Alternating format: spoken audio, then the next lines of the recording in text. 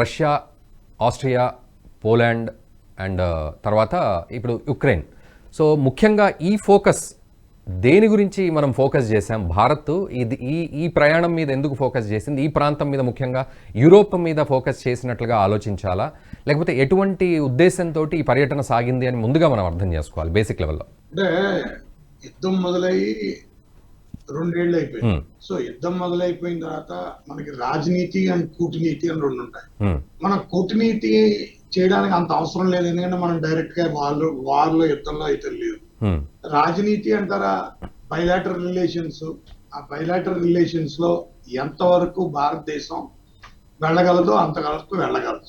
కానీ నాకు strategic affairs expert గా నాకు ఒక మీమాంస ఉంది. ఆ మీమాంస ఏంటంటే అమెరికా, యూరోప్ల యొక్క ప్రెషర్ మీద మన భారతదేశ ప్రధాని అదే యుక్రెయిన్ విజిట్ చేయవలసి వచ్చింది, ఇంకా తప్పక చేస్తున్నారా అనిపిస్తుంది. ఎందుకంటే ఇప్పుడున్న పరిస్థితుల్లో, ఎందుకంటే ఆయన G7 లో ఆయన గెస్ట్ గా వచ్చాడు. రెండిట్లోనూ G7 రెండిట్లోనూ గెస్ట్ గా ఆయన వచ్చాడు. జపాన్ లో ప్రైమ్ మినిస్టర్ కల్పించారు, ప్రైమ్ మినిస్టర్ అపాయింట్మెంట్ లేకపోయినా కూడా కల్పించారు. G7 లో ప్రైమ్ మినిస్టర్ మోడీని కలపడానికి. యూరప్ కి, యుఎస్ కి బాగా అర్థమైన పరిభాష ఏంటంటే రష్యాకి బాగా దగ్గరైన స్నేహితులు ఎవరైనా ఉన్నారంటే ఇండియా ఒకటే అని వాళ్ళకి తెలుసు. కానీ మన బైలాటరల్ రిలేషన్స్ లో మనం రష్యాతో చాలా క్లారిటీగా ఉంటాం. వాళ్ళ ఇద్దరిలో ఎటువంటి నెగోషియేషన్ మనం చెయ్యం, మన మీడియేటర్ రోల్ కూడా వర్క్ చెయ్యం అనేది మన యొక్క ప్రిన్సిపల్ విధానం. సో ఆ ప్రిన్సిపల్ విధానాన్ని బేస్ చేసుకుని ఈ టైంలో ఆయన రష్యా వెళ్ళారంటే దానికి కరెక్ట్ ఉంది. ఎందుకంటే రష్యాకి మనం ఆజీవం, ఈ దేశం ఉన్నంత కాలం ఈ దేశం ఎంతకాలం అయితే ఉంటుందో అంతకాలం రష్యా ఒక స్నేహితుడిగా ఉండిపోతుంది. ఎందుకంటే 1971 is the best example for అస్.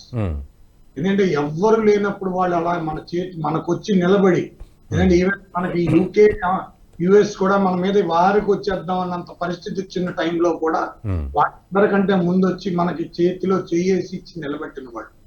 మన భారతదేశం అటువంటి పరిస్థితి. అంటే ఒకవేళ రష్యా కనుక ఆ రోజు అలా నిలబడకపోతే, ఆ 1971 లో కనుక బంగ్లాదేశ్ ఏర్పాటులో మనం విఫలమై ఉంటే మన భారతదేశం యొక్క స్థితి గతి అన్ని వేరేగా ఉండేవి.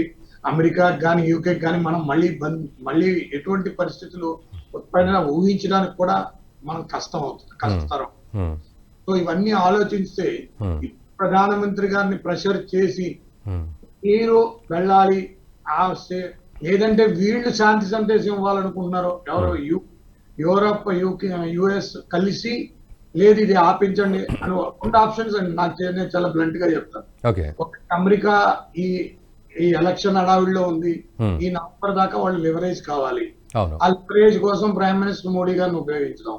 లేదు, రెండోది ఏంటంటే వాళ్ళిద్దరి తరపు నుంచి ఒక శాంతి సందేశాన్ని జెలెన్స్కీ ప్రైమ్ మినిస్టర్ కి చెప్తే ప్రైమ్ మినిస్టర్ రష్యన్ ప్రెసిడెంట్ కి చెప్పించాలనే ఒక తాపత్రమైన ఈ రెండిట్లో ఏదో ఒకటి. ఎందుకంటే అమెరికా అబ్జర్వేషన్ చాలా క్లారిటీ, మిడిల్ కాన్ఫ్లిక్ట్ చాలా ఎదరికెళ్ళిపోయింది, చాలా పెద్దవారు అవుతోంది, దాన్ని కంట్రోల్ చేయడం వాళ్ళ చేతుల్లోకి లేదు. వాళ్ళకి అన్ని, నేను లాస్ట్ టైం కూడా చెప్పాను, ఈ ఎలక్షన్స్ వాళ్ళకి క్రూషియల్. ఆ టైంలో ఇది వచ్చి పడుతుంది, దీన్ని ఎలా హ్యాండిల్ చేయాలో వాళ్ళ తలమునకలు అవుతున్నారు. అంచేత ప్రెషర్ పెట్టి మన బంగ్లాదేశ్ వ్యవహారంలో కూడా, మనకి బంగ్లాదేశ్ ఈ టైంలో ఈ వ్యవహారం జరిగిందంటే మన మీద ప్రెషర్ చేయడానికి, మీద ప్రెషర్ చేసి బంగ్లాదేశ్ లో జరిగిన వ్యవహారం ద్వారా తద్వారా ఆ ప్రెషర్ తో మనని అక్కడికి పంపించారు. అది ఇందులో స్పష్టం లేదు. అమెరికా మోడీ గారికి నన్ను అడిగితే అటల్ బిహారీ వాజ్పేయి గారు లాంటి మనిషి అయితే మాత్రం వెళ్ళి ఉండేవాడు కాదు. ఈవెన్ నాలాంటి మనిషి ఉన్నా, మీలాంటి మనిషి ఉన్నా కూడా వెళ్ళడానికి 4 సార్లు ఆలోచిస్తాడు. వెళ్ళవలసిన అవసరం అయితే లేదు, యుక్రెయిన్ మనం వెళ్ళవలసిన అవసరం అయితే లేదు. అక్కడ ప్రైమ్ మినిస్టర్ గా ఒక లీడర్షిప్ షో చేయాలంటే రష్యన్ ప్రెసిడెంట్ ని, యుక్రెయిన్ ప్రెసిడెంట్ ని, పులిన్స్ని, మేము ఢిల్లీలో మీ బైలాటరల్ పీస్ టాక్స్ కి మేము వేదిక చేస్తాం, మీరిద్దరు రండి, మీరిద్దరు రండి అని ఒక పిలుపునివ్వడానికి మాత్రం ఇవ్వచ్చు తప్పించి, పిలుపు ఇవ్వరు. ఆ పిలుపు నీకు ప్రయత్నం చేయొచ్చు, దానికోసం వెళ్ళవలసిన అవసరం అయితే నాకైతే ఎక్కడ కనపట్లేదు. కానీ వెళ్ళారు, ప్రైమ్ మినిస్టర్ వెళ్ళవలసి వచ్చింది, కొన్ని ప్రెషర్లు యాక్సెప్ట్ చేయాలి. ఆయన తప్పు పట్టడానికి కూడా లేదు. ఆ పక్కన తీసుకుని ఆ స్ట్రాటజిక్ లో ఆయన కరెక్ట్ అనుకుని వెళ్ళి ఉండొచ్చు. కానీ నేను అంటే దేశ దృష్టిలో ఆలోచిస్తే ఇది అంత కరెక్ట్ కాదేమో అని నాకు అనిపిస్తుంది. ఓకే.